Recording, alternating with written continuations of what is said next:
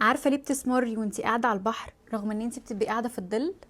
بكل بساطة لان السان سكرين اللي انتي بتستعمليه بيحمي من اليو في اي واليو في بي بس، ودي 8% من اشعة الشمس. ولان السان سكرين مش بيحمي من الانفراريد اللي بتمثل 40% من اشعة الشمس، دي ببساطة الحرارة اللي بنحس بيها اللي بتسمرنا وبتكسر الكولاجين وبتعجز البشرة اسرع. فلازم تختاري سان سكرين يكون موجود فيه حماية من الانفراريد.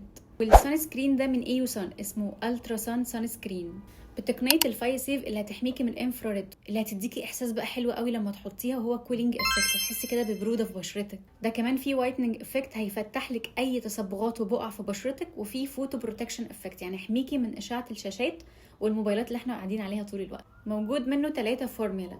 جel فلويد، وده بيكون فيلفت تاتش، مش بيديكي اي لون خالص، سريع الامتصاص، وده مناسب للبشره الدهنيه.